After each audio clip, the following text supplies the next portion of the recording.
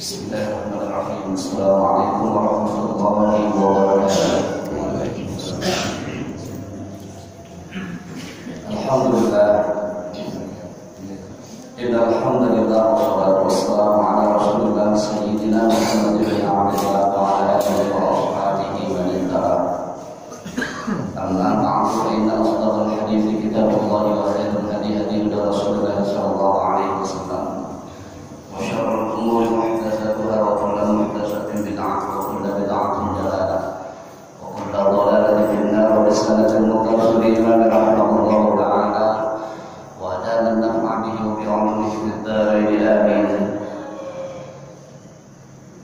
Wa qala Allah ta'ala fi kitabihil karim a'udzu billahi minasy syaithanir rajim qul hal yastawi alladhina ya'lamuna wal ladhina la ya'lamun innama yatadhakkaru ulul albab. Subhanallahul azim. Segenap hadirin hadirat Bapak Ibu Saudara, sidang salat subuh Masjid As-Salam yang dimuliakan Allah Subhanahu wa taala. Begitu pula Bapak Imam dan pengurus DKM Masjid As-Salam yang dimuliakan Allah Subhanahu wa taala. Puji syukur alhamdulillah kita panjatkan kehadirat Allah Subhanahu wa taala atas segala nikmat yang Allah sampaikan kepada kita hingga pada kesempatan pagi hari ini kita dalam keadaan sehat walafiat. Salawat dan salam semoga tetap tercurahkan dari baginda junjungan kita Rasulullah ala baginda Nabi besar Muhammad sallallahu alaihi wasallam beserta para keluarganya, para sahabatnya, dan insyaallah kepada kita semua sebagai pengikutnya. Amin ya rabbal alamin. Bapak Ibu hadirin hadirat sekalian, sebelum kita memulai ta'lim kita, lebih baiknya kita untuk berwasilah kepada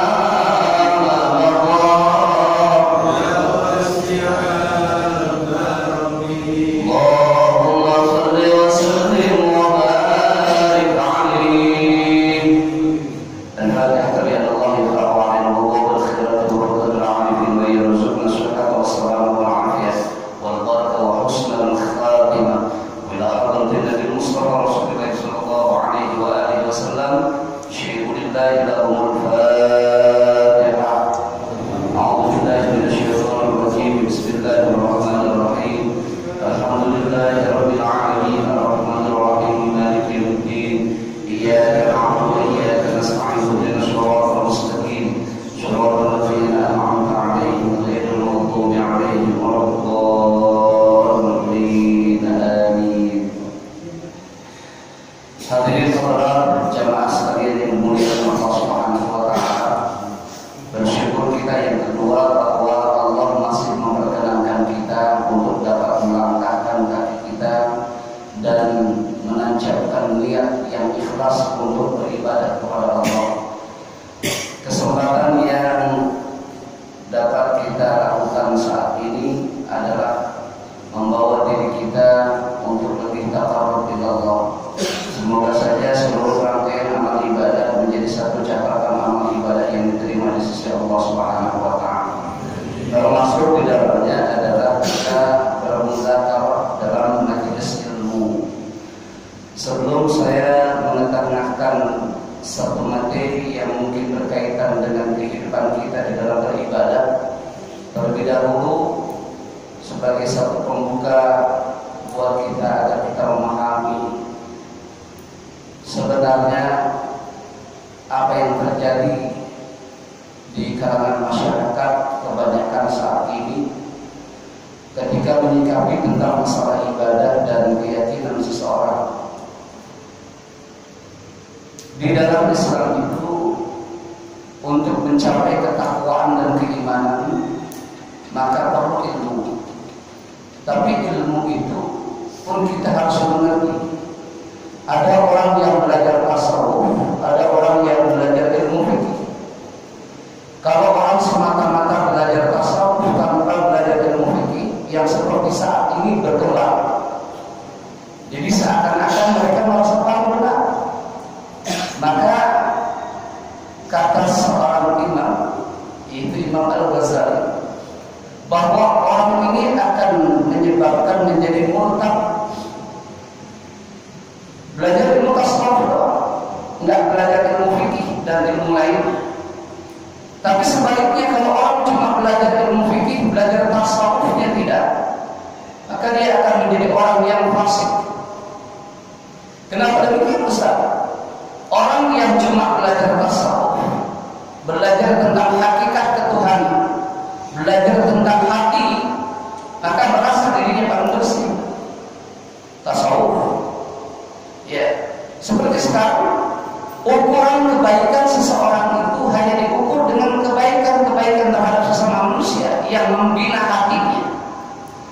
Ada orang punya tingkah laku yang baik, sopan santun, perlakuan terhadap sesama manusianya baik, luar biasa. Tapi sama Allah tidak baik. Jadi satu contoh begini, beberapa tahun yang lalu saya pernah mengisi satu kultum menjelang buka puasa bersama. Ada satu mahasiswa UI itu bertanya, Ustaz, saya mau tanya, kok umat Islam nggak adil ya?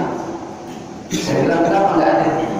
Kok bisa umat Islam mengklaim itu bahwa mereka masuk ke dalam surga Allah, sementara orang-orang di luar Islam nggak bisa masuk ke dalam surganya Allah? Padahal Ustaz, bicara kebaikannya lebih baik daripada mereka, lebih baik mereka daripada orang-orang Islam sendiri. Saya punya tetangga Ustaz, sampai dia cerita, saya punya tetangga itu non muslim. Itu kalau tetangganya lagi meninggal, tetangganya kesulitan, dia orang pertama yang menolong Ustaz. Orang pertama yang menolong, yang membantu dia. Empatinya tinggi Ustaz. Loyalitas terhadap masyarakatnya tinggi. Selalu membantu, dia nggak pernah nyakitin saudaranya, nggak pernah nyakitin tetangganya, bahkan selalu ramah, sopan santun. Tapi masih dicop oleh orang Islam, dia masuk neraka. Sementara orang Islam saya lihat Ustaz, tetangganya meninggal dunia tutup pintu, nutup pintu, boleh-boleh ngomong, anda ini menolong cuma sebenarnya Ustaz. Kalau disuruh menemukan bagaimana ini yang meninggal orang susah, kita bantu dengan biaya, bagaimana penguburannya, bagaimana menyolatinya, bagaimana mengkampaninya dan memandikannya serta sebagainya. Nggak ada yang bantu Ustaz, cuma segelintir orang yang bantu itu pun setelah ada orang yang membantu orang-orang non-muslim itu. Kok bisa mereka mengklaim dirinya dia akan masuk ke dalam surganya Allah? Begini, belajar tasawuf begitu. Akhirnya saya bilang, kata bertanya dengan sebuah logika. Saya menjawab dengan sebuah logika. Saya bilang begini, saudara. Saudara masuk ke kampus ini dibandingkan dengan seseorang yang masuk di kampus ini. Taruhlah si A. Si A masuk ke kampus ini, dia tidak melalui pendaftaran, nggak melalui mengisi registrasi, tapi diperkenankan dia untuk belajar di kampus ini.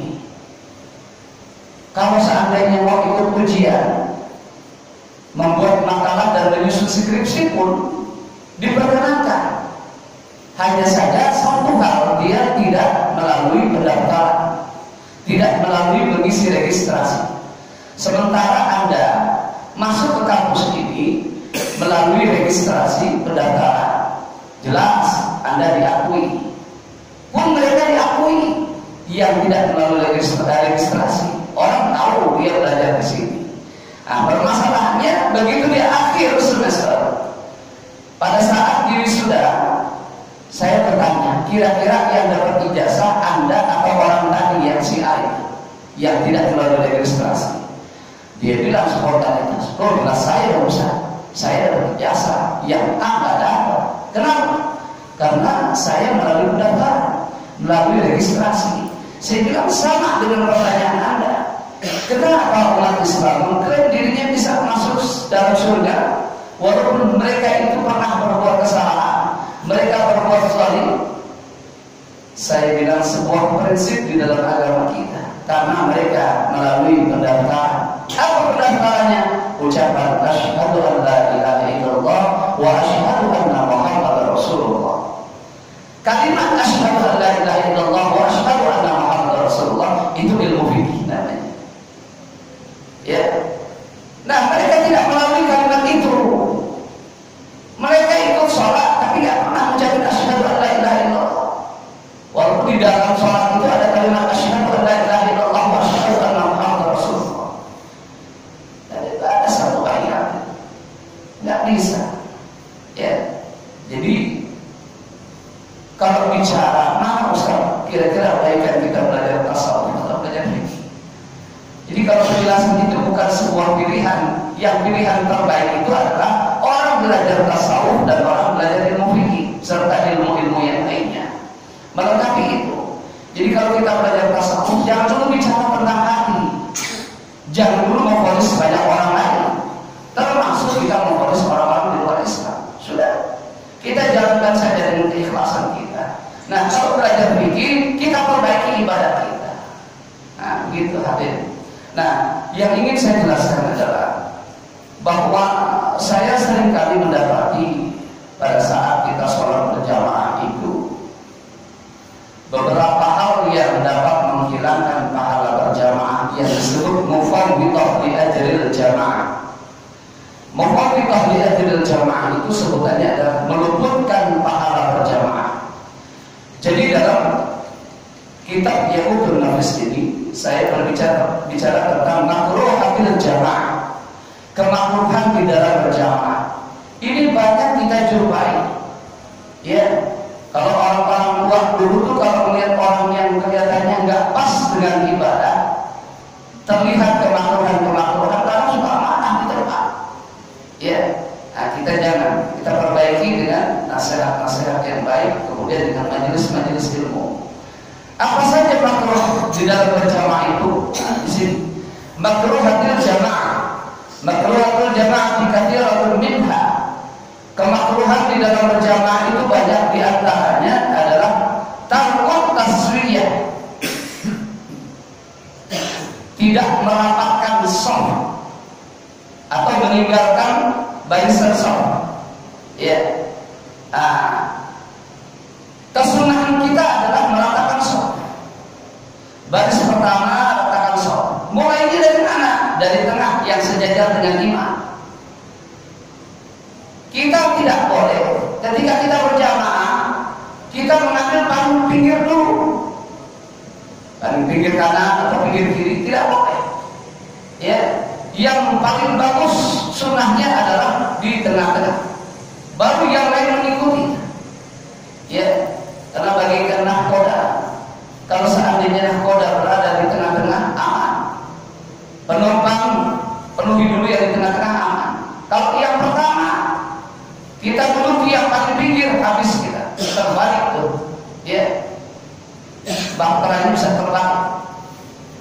Perahunya bisa terbalik. Jadi begitu. Nah terus, mohon maaf, kalau ini masalah khilafiyah, ya. Tetapi khilafiyah pun saya belum pernah menemukan hadisnya. Jadi ukuran untuk meratakan shaf itu bukan dengan kaki. Kaki yang dilebarin, ya, nyari jempol tetangganya, ya, nyari jempol agak puas dilebarin kaki supaya apa? Antara kaki satu dengan kaki yang lain nempel. Hakikatnya bukan itu untuk meratakan shafnya. Baginda Rasulullah SAW standar untuk meratakan shafnya itu adalah bahu. Bahu ini lebih rapat. Jadi hadirin sekalian, kalau kita sholat begini, awal begini, ya, begini, ini tidak akan meratakan shaf. Nanti ketika dia sujud, dia ruku, pasti dia berubah posisi. Allah, begini juga kan? Begitu. Iya. Jadi yang tepat itu tetap begini. Kata Rasulullah itu, untuk ukuran orang berdiri dalam sholat berjamaah maupun sholat munfarid itu sejengkal kaki pun, sejengkal ya. Jangan dilebarin. Ya. Iya, kalau tetangga kita kakinya nggak cantengan keinjak sama kita. Kalau dia lagi cantengan marah, urusannya berjamaah bisa berantem. Iya. Ya, begini, begitu biasa. Ya, yang dirapatkan ini. Kalau sudah dirapatkan ini, udah makin rapat ya begitu. Ya, nah, jadinya begitu. Jadi minha tarku taswiyah. Jadi meratakan sholat. Wal iqtida'u bil fasiki, yang kedua, kita makruh mengikuti imam yang fasik. Siapa imam yang fasik? Dia ibadah tapi maksiat masih bayar. Contoh, imam rajin, tapi kalau ada dangdut ikut juga kotor, rajin juga. Ada dangdut ikut nyawer, apalagi sampai nyumbang nyanyi. Imam, ya imam. Kalau imam kumpul jadi satu panutan, jangan ini imam juga lah, kita lihat lah itu Pak Haji lagi nyawer, ya. Hati-hati, biarpun di tempat-tempat resepsi pernikahan, jangan. Imam perlu membatasi akhlaknya. Terus apa lagi? Imam tapi kesehariannya berpakaian yang sopan. Setidaknya dia menutupi lututnya. Jadi kalau seandainya imam, kalau keluar rumah jangan cuma pakai celana pendek sama kaos oblong. Ada yang begini di situ aja. Enggak ada, jangan. Jadi begitu. Ini sih penjelasan aja ya. Mudah-mudahan imam di sini mah istiqomah, insyaallah. Ya. Wal tidak bil fasik. Nah, terus wabil mubtadi'in. Kita makruh kepada imam yang ahli bid'ah. Siapa sih ahli bid'ah? Bukan mereka yang gemar tahlil, bukan. Bukan mereka yang sholat subuhnya pakai qunut, bukan. Ya. Nah, begini Pak. Kalau kita ketemu orang-orang yang begitu kan kadang-kadang suka mereka itu sudah menginventaris hadis dan ayat. Mereka sering menginventaris ayat-ayat itu. Dia menghafal ayat, menghafal hadis, bukan untuk dipelajari dan diamalkan, tapi untuk menyerang saudaranya. Sampai seperti ini. Ada satu hadis yang populer nih, yang menjadi senjata mereka buat kita. Apa hadisnya? Man ahdasa fi amrina ma laysa minhu fahuwa raddun. Siapa orang yang mengadakan sesuatu hal yang baru ketika di zaman Rasulullah tidak ada, fahuwa raddun, maka tertolak. Maka kata mereka, seperti sekarang tahlil di zaman Rasulullah tidak ada, maulid zaman Rasulullah tidak ada, Rasulullah tidak suruh pakai qunut, kata mereka. Maka kalau sekarang pakai itu menjadi bid'ah. Karena tidak ada di zaman Rasulullah. Nah, mereka baca dalam satu riwayat. Mereka tidak baca kitab-kitab referensi-referensi lainnya. Kalau Imam Al-Ghazali bilang begitu, menyikapi hadis ini kata Imam Ghazali itu melihat daripada roh apa yang kita kerjakan. Kalau yang kita kerjakan masuk mengandung roh agama, kebaikan-kebaikan, maka boleh. Makanya bid'ah itu terbagi dua, ada bid'ah hasanah, ada bid'ah dhalalah. Terbagi dua. Ya, gitu. Ah, satu contoh aja kadang-kadang begini. Ini yang paling sering kita dapatkan. Kalau ada orang meninggal, itu kan biasa ya, tradisi kita ada tahlil. Kalau pertama, kedua, malam sampai malam ke-7 berhenti, lanjut lagi nanti malam ke-15, berhenti lagi malam ke-40, ada lagi haul.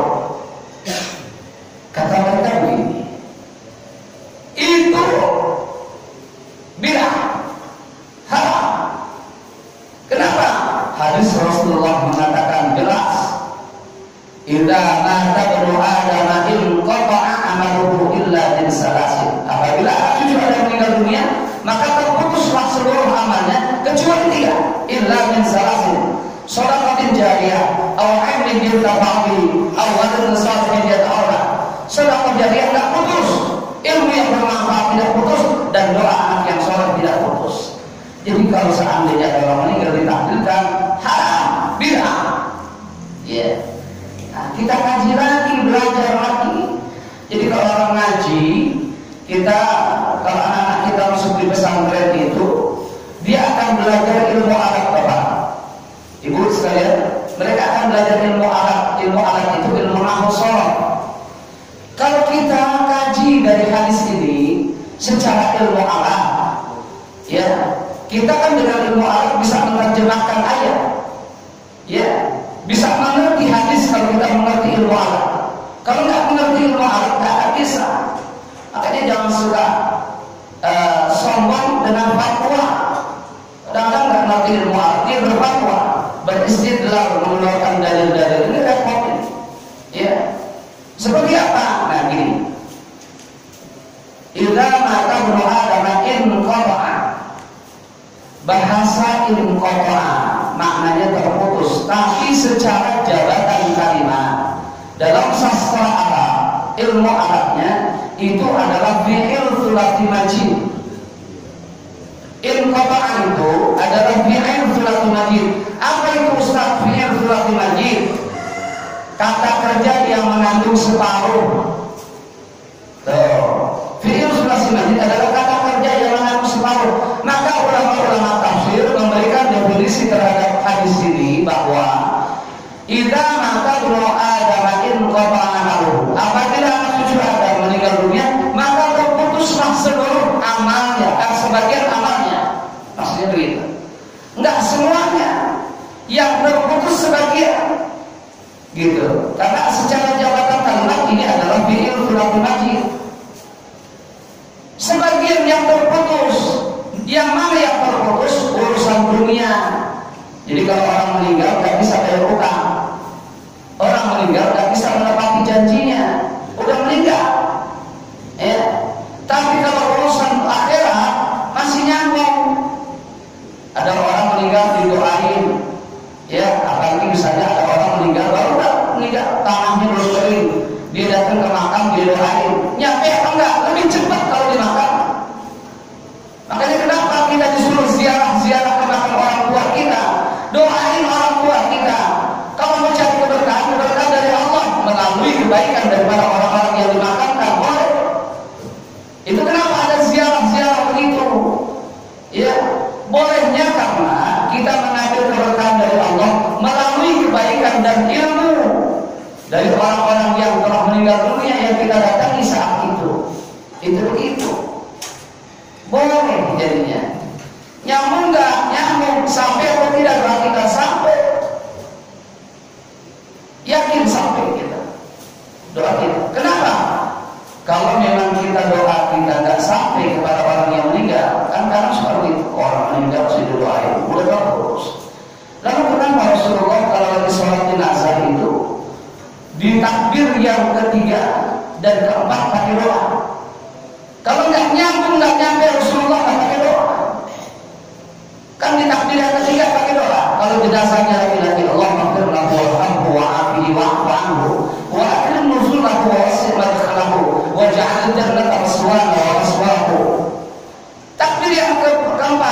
Allahumma la tahrimna ajrahu wa la taftinna ba'dahu waghfir lana wa lahu. Rasulullah pakai doa lagi sholat jenazah. Kalau tidak nyampe doa seseorang terhadap orang yang telah meninggal dunia, maka Rasulullah tidak bakal pakai doa. Itu saja, gampang. Ya. Jadi kita balik lagi kepada ahli bid'ah. Sebenarnya ahli bid'ah yang seperti apa? Nah, seperti misalnya kita mau ngadain selamatan, besok anak kita mau nikah. Ya, nah selamatannya potong hewan sapi, kepalanya ditaruh pada saat selamatan, habis ditaruh, ya dengan harapan besok saya bawa ke laut buang sial, misalnya ya, atau sesajian model macam-macam lah misalnya, ya supaya roh-roh itu nggak mengganggu kita misalnya. Itu baru ahli bid'ah, itu yang begitu, ya, yang begitu ahli bid'ah. Nah kalau ada imam yang itu, Pak, apakah memang ada orang Islam yang begitu? Banyak.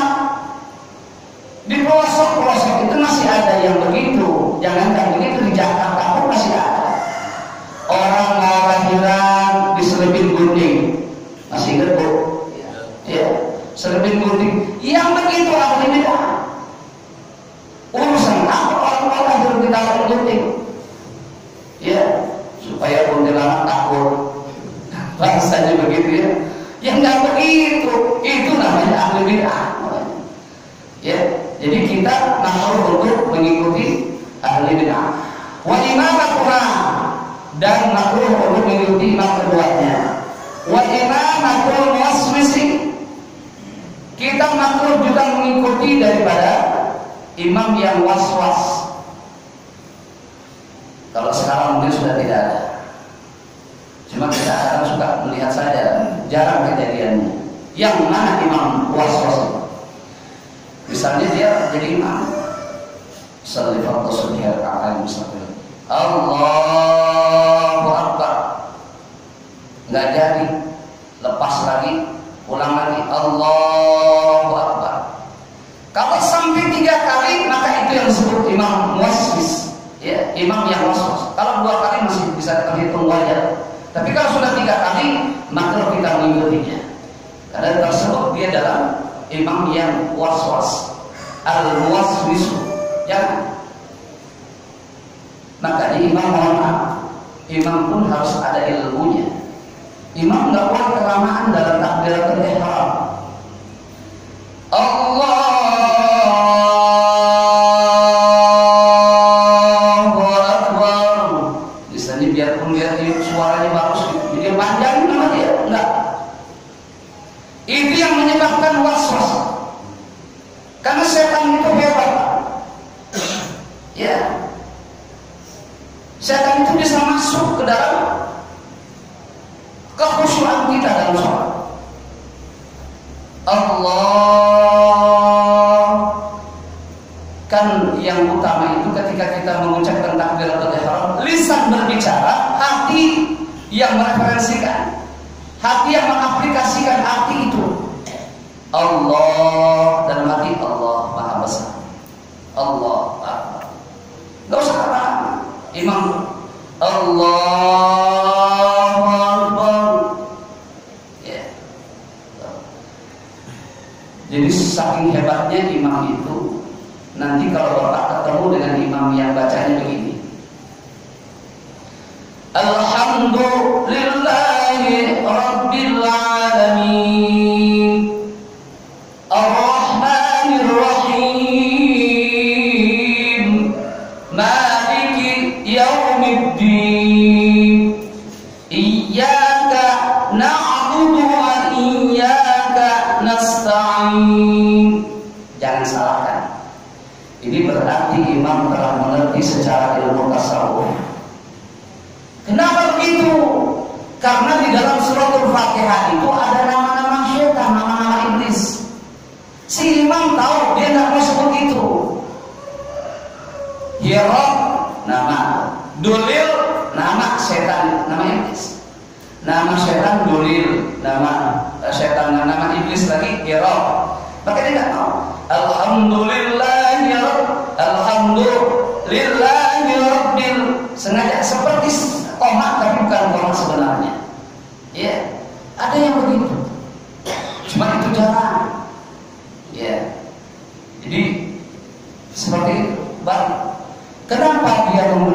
supaya dia tidak hadir kewaswasan dalam dirinya bahwa syaitan menggoda dia, gitu. Ya. Nah, terus yang selanjutnya, wa may yukarriru harfan, orang yang gagap, ya, orang gagap suruh imam, kayak pelawak ajis, suruh imam gagap makruh kita ngikut. Tapi bukan cuma itu doang, aslinya kagak ya. Ya kalau orang gagap repot, bismillahirrahmanirrahim, nggak bisa ya. Jadi kalau ada orang gagap makruh ya. Wallahi lahna la yughayyirul makna.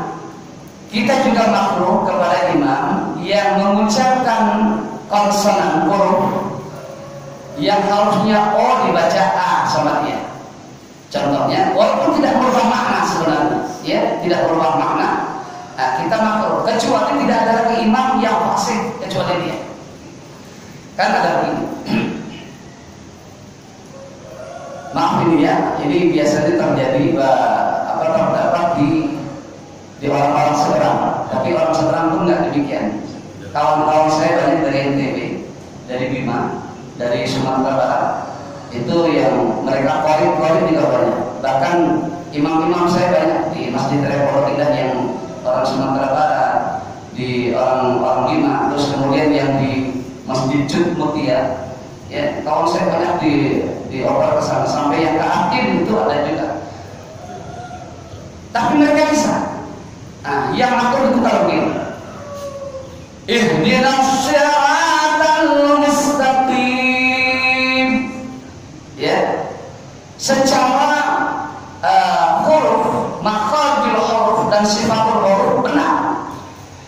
Ihdinas siratal mustaqim, siratal ladzina an'amta 'alaihim ghairil maghdubi 'alaihim waladdallin. Bukan dhalin, bukan ghairil, tapi ghairil. Pernah dengar begitu? Ya. Kalau ada yang begitu, kita makruh. Kecuali dia merubah sedikit saja vokalnya dari A menjadi O. Nah, itu dia lebih sempurna menjadi imamnya. Ya, gitu. Di Ciledug dulu ada. Di Ciledug saya diimami, begitu saya kebetulan dia nanya, kalau dia nanya sih saya nggak akan bicara. Saya harus membina hubungan baik. Cara dia kebetulan nanya, Ustaz mohon maaf, tolong koreksi bacaan saya. Kira-kira saya sudah baik betul. Saya bilang secara makharijul huruf Anda sudah baik. Cuma ada satu hal yang boleh saya bicara. Ya Ustaz, boleh apa? Orangnya baik orangnya. Begini. Jadi logat itu boleh-boleh saja. Tapi kalau dalam sholat, kalau bisa logatnya dihilangkan. Kebiasaan seperti apa itu? Jadi ihdinas siratal harus tetap dibaca siratal. Anda baca ursyadnya bagus. Ihdinas siratal mustaqim, ra dan ta itu bagus. Tapi jangan dibaca siratal mustaqim. Sama waladdallin, Anda harus ganti waladdallin, bukan waladdallin. Dan bedakan antara dal dengan ba. Dia bilang, ya Allah Ustaz, terima kasih. Pantesan saya ada anak yang janggal dalam diri saya. Nah, kayak begitu. Ya, jadi sekali lagi makruh terhadap imam yang demikian. Nah, terus wa muqaranatul maqmul imam fiha fi ma siwa taharrumi wa minal arkan. Nah, mengiringi gerakan kita terhadap imam. Nah, ini yang sering, dan ini juga susah kadang-kadang dinasihati. Kemakruhan kita adalah mengiringi gerakan-gerakan imam. Jadi kalau imam itu rukunya belum sempurna, jangan dulu kita ruku. Allahu Akbar, dia ruku. Setelah dia ruku sempurna, baru kita Allahu Akbar.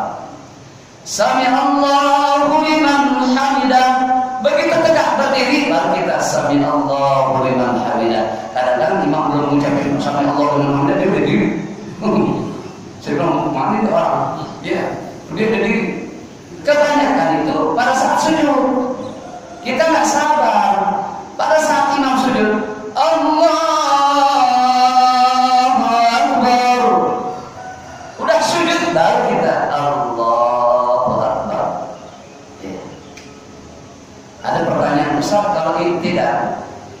Sami Allahu liman hamidah. Makmum boleh nggak baca Rabbana lakal hamd? Ya. Yang sunnah menurut Imam Syafi'i, kalau Imam Sami Allahu liman hamidah, maka kita ikut mengucapkan. Tapi setelah imam berdiri tegak, Sami Allahu liman hamidah, kita baru Sami Allahu liman hamidah. Rabbana lakal hamdu bil as-samawati wa bil ardi wa bil ma syi'ta min syai'in ba'du. Boleh begitu?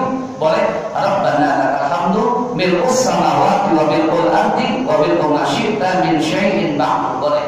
Bahkan dalam satu riwayat, dulu ketika Rasulullah lagi sholat dengan sahabat itu, Rasulullah sempat berhenti 3 kali. Sampai yang di belakang Umar bin Khattab ini marah, menahan marah lagi sholat. Ini siapa orang yang ngomong begini, maksudnya dia membaca sesuatu gitu yang membuat Rasulullah dia. Setiap Rasulullah Sami Allahu liman hamidah, paling pojok belakang bacanya begini, beda. Rabbana lakal hamdu hamdan katsiran thayyiban mubarakan fi. Rasulullah dia lama Rasulullah.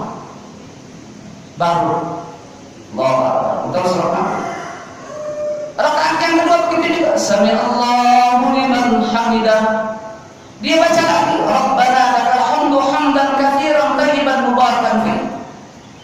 Maka setelah sholat, sebelum zikir Rasulullah bertanya, siapa tadi yang kegerangan yang membaca Rabbana lakal hamdu hamdan katsiran thayyiban mubarakan fi?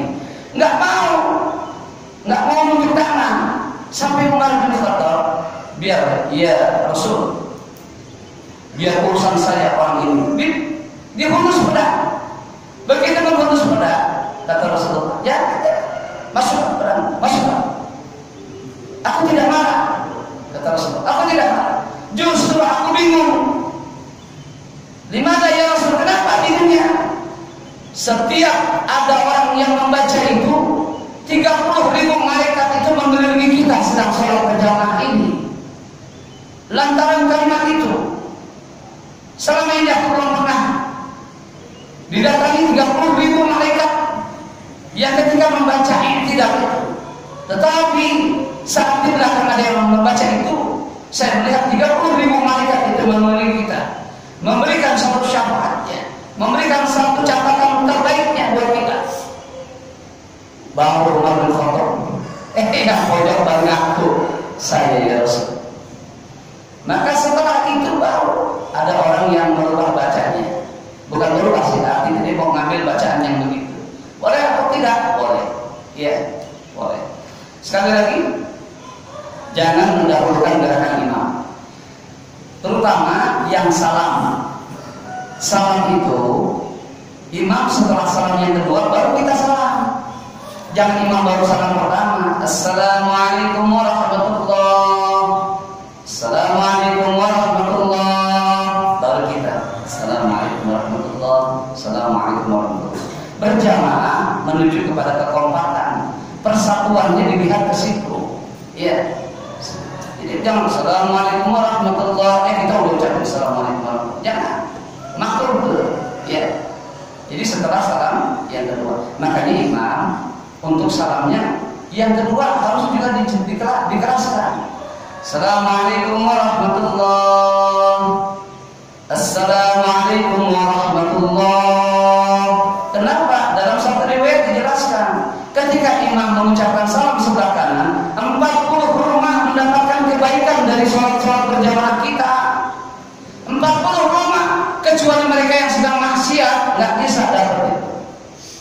Ya, orang-orang kafir, orang-orang yang sedang maksiat nggak dapat kebaikan daripada orang-orang sholat berjamaah dari salamnya imam yang sebelah kanan. Yang di sebelah kiri pun demikian. Ketika imam Assalamualaikum warahmatullahi, 40 rumah sebelah kiri. Makanya kadang kita ini orang-orang dulu sudah berebut nyari rumah yang dekat masjid. Karena begitu, ya, nyari rumah yang dekat masjid bukan karena dekat kita pengen sholat gitu, bukan. Kebagian kita berkahnya, gitu. Kebaikan orang-orang sholat berjamaah. Makanya imam dikasih Jangan assalamualaikum warahmatullah. Nggak ketahuan. Lah kalau buku orangnya nanti yang paling belakang, kalau memang kayak di masjid aku itu, mohon maaf ya, itu kalau berjamaah luar biasa. Jangankan maghrib, subuh penuh. Saya nggak habis pikir. Saya baru berbahagia karena saya tinggal di sebelahnya. Itu kalau subuh, ya. Kadang-kadang mereka minta supaya saya jadi imam. Ya saya nggak enak sama yang Quran. Kalau orang-orang yang terdahulu tinggal di situ, ya. Itu kalau subuh dulu, kadang-kadang nggak kedengeran. Saya kadang suka terlambat gitu ya, udah siap mau sholat. Terus ada sesuatu hal yang harus dikeluarkan, saya keluarkan dulu, buru-buru langsung saya berangkat.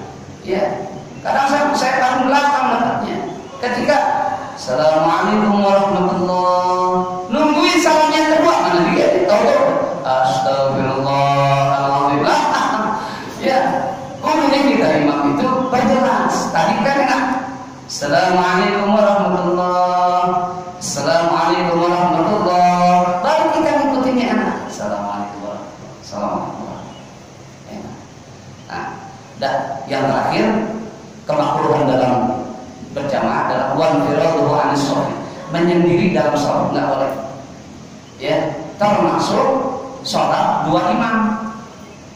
Termasuk tuh ya, kalau kita lagi main kemana, mampir di masjid atau di rumah sakit atau di perusahaan-perusahaan, mampir di musola-musola, di rest area misalnya, ada orang lagi sholat, kita ngikut aja, jangan bikin imam baru. Kecuali yang lagi sholat jamaah kosong, boleh. Ya, kalau kita tahu dia lagi sholat, ikutin aja. Wallahu a'lam, seandainya kita nggak tahu dia lagi jamaah kosong, kita ikutin aja. Jangan bikin dua imam. Ya.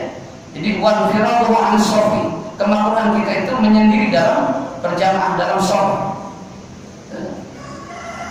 Masih juga saya suka nungguin pas barisan terakhir, bukan di tengah dia ngisinya paling pinggir, itu termasuk wanfiraduhu anis shalah. Ya, kan jangan tengah-tengah, pas sejajar dengan imam. Nah, sampai di sini barangkali ada yang ingin ditanyakan, silakan. Ya, silakan. Assalamualaikum Pak Ustaz. Ya, Assalamualaikum. Saya tanyakan tadi masalah sholat. Ya.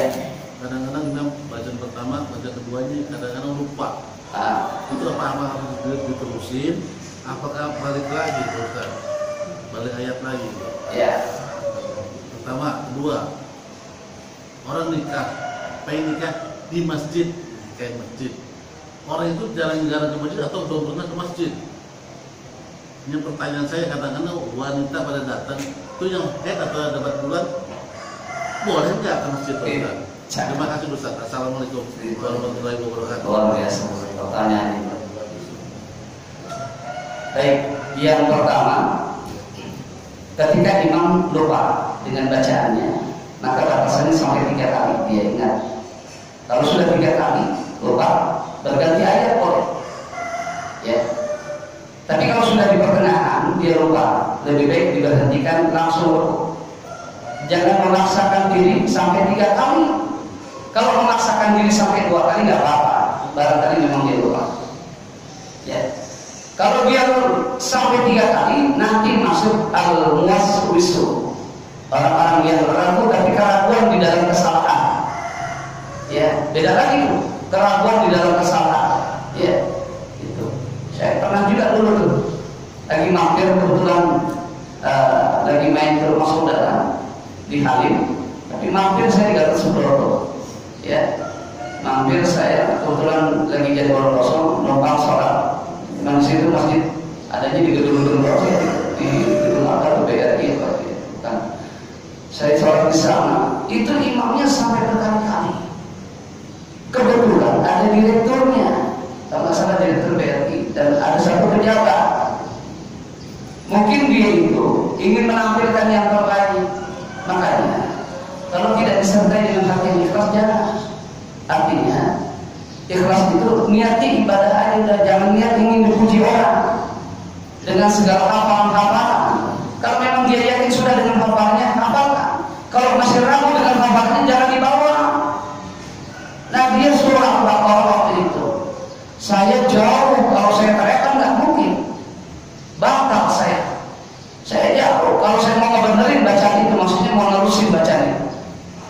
Makanya barisan yang di depan itu paling tidak orang yang mengerti tentang bacaan Quran. Jadi kalau ada yang lupa dia bisa terusin. Ya, dulu dia baca ini. Ya ayyuhalladzina amanu taqullaha wa tanzur nafsum ma qaddamat ligad wattaqullaha innallaha khabirum bima ta'malun wa la takunu kalladzina nasullaha fansahum anfusahum ulaika humul fasiqun. Disebutnya lupa ya. Nah saya jauh apa yang saya teriak la yastawi ashabun nar wa ashabul jannah, nggak mungkin. Yang di depan nggak ngerti, diulang lagi sama dia 3 kali, diulang lagi sampai 4 kali nggak bisa juga. Kontak lah, dia bingung bentar, akhirnya dia sujud, ruku, Allahu Akbar. Ya, jadi begitu. Kalau ada yang bisa negor dengan terusan ayat boleh, tapi kalau bisa, kalau kita menunjukkan itu atau imamnya, jangan diteruskan, langsung saja dulu. Itu yang pertama. Yang kedua, ini memang bermasalah nih, dikarenakan jumhur ulama, terutama ulama-ulama yang ada di Indonesia, itu bermasalah. Ada masjid yang dua fungsi. Dua fungsinya itu ada yang dipakai buat ibadah, ada yang dipakai buat bisnis, ya. Nah, jadi kalau bisnis itu seperti masjid dibuat satu tempat sewaan resepsi. Nah, di Pondok Indah itu pernah sampai guru saya almarhum Kiai Muhammad Syafi'i Hazami, Kiai Muhammad Syafi'i Hazami, kemudian dari Bogor ada Kiai Haji Baharudin, dari Kerakyat Jogja ada Mbah Munawir dulu, itu kiai itu dia sampai sekarang dia bisa mengarang buku kamus bahasa Arab yang disebut Al-Munawir. Itu luar biasa itu, ya, ilmunya luar biasa. Sampai datang ke Jakarta ingin meluruskan yang pertama di masjid itu tidak ada mutasil antara lantai 1 dengan lantai bawah. Ya, mutasil itu celah nih kayak gini. Jadi kalau ini nanti dibangun tika, ya, depannya kan sudah celah, kan kita sering lihat ya, tembusan ke lantai 2. Itu namanya mutasil. Kalau nggak ada tembusan, dia rapat semua, tapi ada lantai 2, dia pakai TV, CCTV, nggak sah yang di lantai 2, nggak mutasil namanya. Nah, sebenarnya sih nggak masalah di Pondok Indah kalau dipakai buat resepsi di lantai yang paling bawah, nggak masalah, karena dia tertutup. Makanya kata ulama di sana, ini benar dipakai untuk resepsi. Iya, oke. Nah, boleh kalau dipakai resepsi, tapi jangan dipakai musola. Gitu. Ini masalahnya begini. Sebenarnya sih kalau orang mau nikah di masjid boleh-boleh saja dan baik nilainya. Iya, boleh-boleh saja. Tetapi kita harus melihat satu kaidah dalam usul. Ini kebalikan ini. Ya. Jangan kita menciptakan kerusakan dalam kebaikan. Gitu. Iya, kalau dalam masjid itu nanti orang-orang yang haid, orang yang non-muslim dia ikut masuk juga. Orang non-muslim masuk ke masjid itu najis, nggak boleh.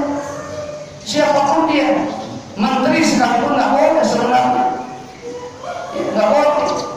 Kalau di Malaysia, musuhnya di Malaysia, kalau dia tahu gitu non-muslim nggak disuruh masuk, nggak boleh. Kenapa? Najis dia. Apakah orangnya najis? Tidak, bukan orangnya. Kalau orangnya masuk dalam walaqad karramna bani Adam, Allah memuliakan anak cucu Adam. Enggak, bukan itunya, tapi akidahnya yang najis. Enggak boleh. Makanya kalau orang yang resepsi yang terbaik memang di rumah. Kalau mau di masjid, diyakinkan tamu-tamunya. Nah, ini terutama MC-nya disampaikan. Mohon maaf Bapak Ibu dengan tidak mengurangi rasa hormat kami. Ya, mohon maaf dari lubuk hati yang paling dalam. Andainya ada yang sedang haid dan yang beragama di luar Islam, diperkenankan untuk bicara sedikit. sekali lagi mohon maaf yang sedalam-dalam, tolong di teras masjid. Harus disampaikan begitu. Kalau nggak begitu memang masuk aja. Itu memang sering. Saya spesialis kalau acara-acara pernikahan, kentak jam 10 atau nikahin orang, ya bukan pengurus saya. Tapi kalau ada orang nikah, saya bisa. Cuma jangan coba-coba begitu. Tapi tadi kalau saya bilang, dia di Masjid Agung itu ada duda sama janda nikah. Saya juga. Ini hari ini sama-sama belum nikah, tapi udah lanjut, maksudnya udah berusia. Dan ini kayak, jadi kalau acara nikah itu saya sering dulu. Saya kalau nggak baca Quran, saya tausiah biasanya kalau acara pernikahan. Saya lihat, ya Allah, pakai roknya pendek banget. Nah saya kan bingung saya melihatnya. Di masjid melihat begituan, ya Allah. Ya bagus itu. Nggak, jadi kalau bisa jangan. Ya lebih baik di rumah. Lebih baik di rumah. Nah kalau sekiranya antisipasinya aja. Ya tindakan preventifnya itu adalah kalau memang kita maksa untuk sholat nikah di masjid, nah kasih tahu.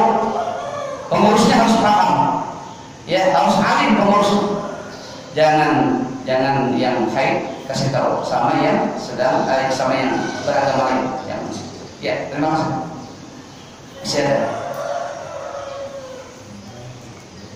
Saya nggak kelamaan, ya saya sebentar, saya nggak lama-lama.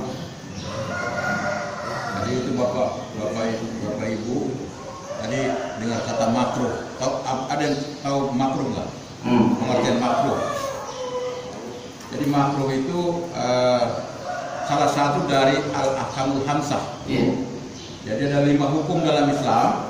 Pertama fardu, yang kedua sunnah, yang ketiga makruh. Nah, yang 4 wajib, mubah. Yang kelima adalah jaiz. Jadi yang tadi itu yang ketiga makruh itu umpamanya gini, sesuatu itu nggak boleh sebenarnya, tapi karena kita nggak tahu, kita lakukan, kita nggak berdosa.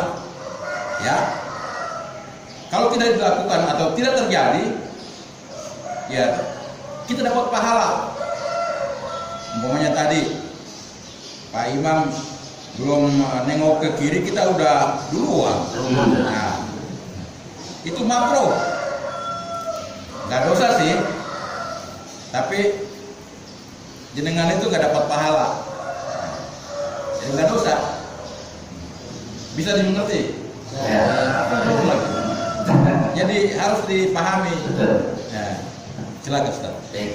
Jadi kemakruhan itu sesuatu, kadang suka begini, kita salah memberikan satu definisi. Makruh itu sesuatu yang dibenci oleh Allah, bukan dibenci, hanya saja Allah tidak begitu senang. Contohnya, kita habis ngerokok, ya tanpa umur lagi kita sholat. Ada orang kan habis wudu masih sempat ngerokok, ya nggak apa-apa sebenarnya, nggak masalah. Nggak dosa. Tapi kalau mau sholat kumur, ya udah kumur langsung boleh. Yang makruh itu, ya Allah nggak senang ketika lagi sholat ada aroma yang sifatnya maksiat. Benar bukan maksiat sih sebenarnya. Makan pete gitu. Ya, ya. Nah, makan pete, makan jengkol. Ya. Dulu saya pernah saya di belakang imam habis selesai dia zikirnya dikasih ke saya, ya tumbing dikasih ke saya, masya Allah tuh jengkol. Saya bilang dikumur-kumur dulu, ya. Jadi benar kan Bapak, ahkamul khamsah termasuk daripada 5 hukum: wajib, makruh, mubah, haram, ya, sunnah, ahkamul khamsah. Tetapi harus mengerti kita apa itu makruh, sesuatu yang Allah tidak begitu suka, ya, bukan benci. Baik, sudah cukup. Lagi ayo.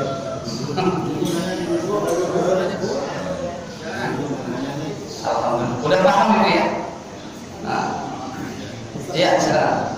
Bagaimana cara sholat kita khusyuk, Ustaz? Khusyuk. Iya, kadang dalam sholat kita masih suka memikirkan ini. Iya, memang sulit Pak. Untuk mencapai kekhusyuan itu bukan sesuatu pekerjaan yang mudah ya. Sampai Sayyidina Ali aja ketika diuji sama Rasulullah itu, kata Rasulullah, engkau belum khusyuk. Kenapa Sayyidina Ali meremehkan sholatnya Rasulullah waktu itu? Kata Sayyidina Ali, kalau sholat begini gampang ya. Begini Rasul gitu. Gampang. Apanya yang gampang? Kalau untuk mencapai kekhusyuan gampang. Betul? Iya. Coba sholat. Begitu dari sholat nih, Sayyidina Ali baru dapat rakaat kedua. Rasulullah mengujinya. Ditanya, kamu mau sholat yang hijau atau yang kuning? Wahai Ali, yang hijau ya Rasul. Lagi sholat jawab. Kata Rasul, bagaimana kamu khusyuk sementara kamu masih mendengar sesuatu di sekitarmu? Jadi kalau untuk menghadirkan kekhusyuan itu, ya ini sebagai langkah saja. Langkahnya adalah kita selalu bisa merefleksikan bacaan kita. Allahu Akbar, Allahu Akbar. Bismillahirrahmanirrahim. Kita membaca Al-Quran itu satu, memperhatikan bacaan kita. Dalam hurufnya, dalam hukum bacaannya itu insya Allah mencapai kekhusyuan. Apalagi kalau kita bisa mengerti terjemahannya, kita membayangkan terjemahan itu, ya itu lebih bagus. Insya Allah lebih khusyuk lagi. Tapi pada hakikatnya memang sulit untuk mencapai kekhusyuan. Ada saja gitu ya, suara-suara yang masuk, bayangan-bayangan yang masuk, gambaran-gambaran itu tentang keduniaan. Makanya awal langkah kita untuk sholat itu terutama dikomando oleh imam. Imam tidak hanya komando sawu sufufakum fa inna tasbihatas sufuf min tamamis sholat. Tidak hanya itu, tapi membaca Allahumma inni a'udzubika ya min hamazatis syayatin wa a'udzubika rabbi an yahdurun. Dia baca Allahumma inni a'udzubika min hamazatis syayatin wa a'udzubika an yahdurun. Dia berlindung kepada Allah dari godaan syaitan yang masuk menyelinap dan senantiasa hadir, gitu. Emang syaitan nggak suka kalau ada orang yang sholatnya khusyuk. Nah, tapi paling tidak kita pasang niat yang benar, dirinya tegak betul. Nah, kita aplikasikan bacaan Allahu Akbar. Jangan dulu ke imam, jangan dulu ke sekeliling kita mikirin. Kita nggak usah mikirin imam, nggak usah mikirin bacaan kita. Allahu Akbar kabira. Walhamdulillahi katsira. Artinya kita menertibkan bacaan kita. Kadang-kadang kan kita terlalu terburu-buru, bacaan kita habis rusak. Allahu Akbar walhamdulillahi katsira. Jatuh dia dari total semua. Enggak pas. Kita fasihkan bacaan. Setelah itu kita perhatikan bacaan Fatihah kita. Kita sudah selesai baca, kita perhatikan bacaan imam. Kalau kita berjamaah, ya perhatikan bacaan imam. Nah, insya Allah mencapai kekhusyuan. Ya. Jadi memang berangkat dari hati. Harus bisa manajemen hati kita untuk bisa bahwa kita sedang berkomunikasi kepada Allah. Itu, oh iya, saya berkomunikasi kepada Al-Quran. Barangkali itu. Ustaz, Ya. yang masalah kehusukan. Ya boleh. Barangkali bisa menambahkan saya. Enggak, barangkali gini, saking husuknya tahu-tahu kita lupa rakaat, kita lupa rakaat. Saya husuk. Iya. Bisa terjadi. Kalau kita memang selalu fokus kepada bacaan kita. Ya. Bisa. Tapi insya Allah lah ya, insya Allah kalau memang kita khusyuk dalam sholat kita, paling tidak kita khusyuk dalam bilangan rakaatnya. Ya, nah, antisipasi nanti kalau memang kita kelupaan rakaat, ambil yang tertib ya. Setelah itu baru sujud syahwi. Gitu. Sujud syahwi 2 kali bukan sekali. Ya, begitu bangkit dan sujud nih, aturan kan tahiyat akhir nih. Tahiyat awal pakainya, duduknya, jangan tahiyat akhir dulu. Tahiyat awal pakainya. Sudah fil alamin innaka Hamidum Majid, baru dia sujud. Allahu Akbar. Subhanalladzi man la yanamu wa la yashkur. Ya, baca 3 kali. Bangkit. Allahu Akbar. Enggak ada bacaan, langsung sujud lagi. Allahu Akbar yang kedua. Begitu bangkit lagi baru tahiyat akhir duduknya. Langsung salam. Assalamualaikum warahmatullahi wabarakatuh. Assalamualaikum warahmatullahi wabarakatuh. Itu tanda syarat sujud sahwi. Kalau kita kelupaan rakaat. Tapi tadi yang Bapak bilang, kekhusyuan yang amat sangat mungkin bisa jadi melupakan kita dalam rakaat. Ya, makanya kekhusyuan yang sempurna itu bukan hanya kekhusyuan di dalam hati kita, dalam perbuatan kita di dalam sholat itu, seperti bacaan kita, hati kita supaya nggak masuk terekam banyak suara-suara lain. Kita khusyukkan juga bilangan rakaat kita. Ya, insya Allah sih saya pikir jarang terjadi kalau dia khusyuk dalam bacaan kita, dia tidak akan tertinggal atau lupa dengan bilangan rakaat. Itu tata caranya begitu. Kuatkan dulu hati kita. Kita awali dengan Allahumma inni a'udzubika min hamazatis syayatin wa a'udzubika rabbi an yahdurun.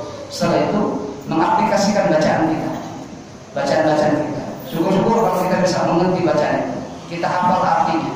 Alhamdulillahirabbil alamin, segala puji bagi Allah. Ar-Rahmanir Rahim, yang Maha Pengasih bagi hambanya. Begitu aja terus. Ya. Supaya kita enggak hadir tuh pemikiran-pemikiran yang lain. Yang banyak susah. Apalagi yang banyak utang. Allah Akbar ya Allah, disuruh berbayar, disuruh membayar, gitu. Ya, dan kolektor lagi terus maksa ya Allah, itu mah susah begitu mah. Ya, makin susah aja kalau begitu. Ya, baik, terima kasih Pak. Ustaz, ya. Kalau saya ini seperti tadi pertanyaan. Iya. Jadi niat saya itu berprasangka baik kepada Allah. Jadi kadang juga kita ini 3 rakaat atau 4 rakaat ini, atau bahkan 5 rakaat ya. Nah, jadi saya itu kadang-kadang tidak melakukan sujud sahwi, tapi saya berprasangka baik kepada Allah. Allah menerima apa yang saya lakukan. Betul. Nah, jadi tidak harus sujud sahwi. Kita berprasangka baik kepada Allah saja bahwa yang kita lakukan itu diterima Allah SWT. Nah, tadi yang di awal saya jelaskan itu sebenarnya benar. Tapi saya jelaskan, ini yang disebut tasawuf. Ya, ini yang disebut tasawuf. Tapi kalau kita belajar fikihnya, kita ingin kesempurnaan dalam ibadah kita, bahwa segala syarat dan rukun itu terpenuhi. Gitu masalahnya. Jadi sholat itu tidak hanya berkaitan dengan hati, tetapi syarat itu berkaitan dengan syah dan tidaknya rukun dan lain sebagainya.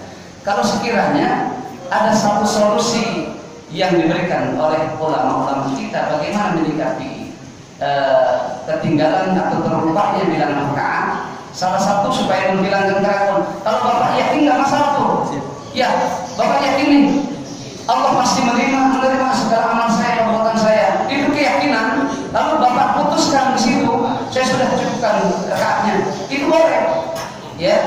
Tapi kalau cuma memodalkan yakin, itu atau malas sujud sahwi, atau dia nggak tidurnya ragu itu masih tetap ragu, itu repot tidak. Nah, kalau yakin kayak begini boleh nih, ya boleh kayak begitu. Nah, cuma satu sisi itu tasawuf bicara. Nah, kita kan harus doa tasawuf dan fikih. Ya, saya apresiasi Bapak ini, ya luar biasa, nggak apa-apa dengan keyakinan itu, ya bahwa saya yakin setiap ibadah dan perbuatan baik saya pasti diterima oleh Allah. Itu sudah pasti. Ya, sudah pasti. Nggak perlu ditanam dalam diri kita sudah yakin pasti. Jadi nggak boleh sanksi kepada Allah. Betul, nggak boleh. Harus kita yakin dalam ibadah. Yakinnya. Nggak boleh sanksi. Betul. Harus tak. Nah, selesai. Paham. Iya, itu hati. Baik, Bapak, Ibu, kalian cukup dulu sampai di sini ya. Sudah kalau kita, saya mau jalan pagi Pak Ustaz. Saya terima kasih begini. Dalam satu musawarah kita pagi ini, tidak hanya saya yang menyempurnakan, tetapi ada beberapa bapak-bapak yang mungkin bisa menyempurnakan keterangan saya. Saya berterima kasih. Apalagi kalau saya dikoreksi. Ustaz, itu seharusnya bukan begitu, begini. Oh, terima kasih. Ilmu buat saya. Ya, gitu. Yang penting masukan-masukan itu sangat bermanfaat buat saya. Jangan dulu kayak di sana tuh, di mana tuh, Cipayung. Saya imam, terus ceritanya saya nggak minta dipuji orang, minta. Ada orang tuh jamaah, bapak-bapak, Ustaz, ya Allah, sejuk saya Ustaz, enak saya di imam Ustaz ini. Ada alumni PTI gitu, nyerokok langsung. Apaan yang enak, bacaan begitu. Langsung saya bilang, oh ya terima kasih. Saya bilang, maaf, selayaknya saya dikoreksi yang baik. Kalau Anda mau mengoreksi saya terima. Tapi kalau Anda marah begitu, mohon maaf, barangkali saya punya kesalahan.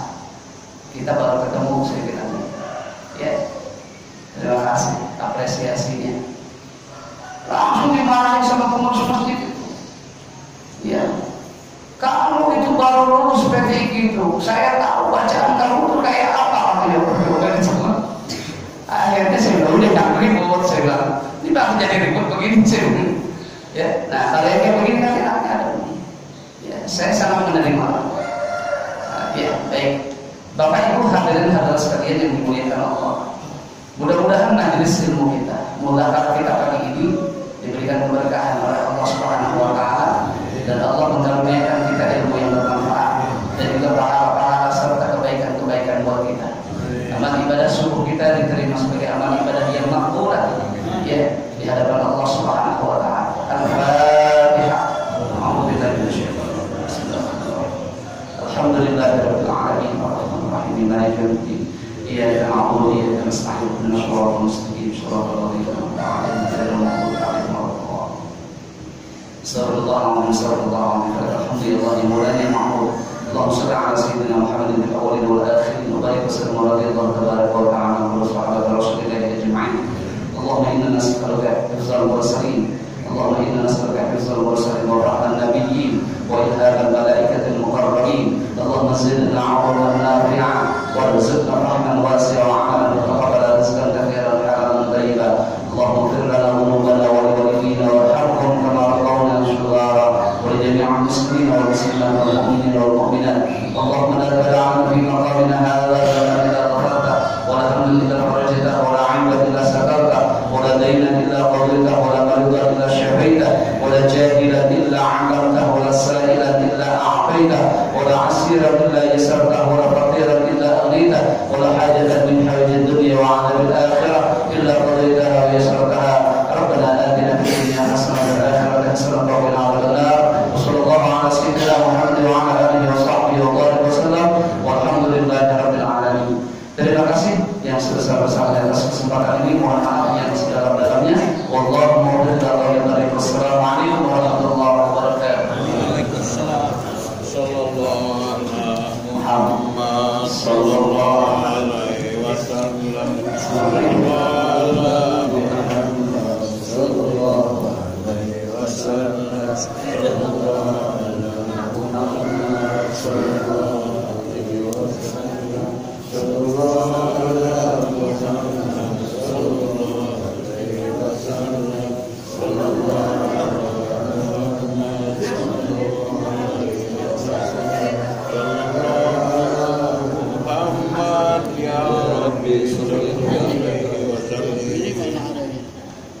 Teman mana temannya? Kuahnya mana? Ada. Airnya habis kan? Ada. Air putih. Ada.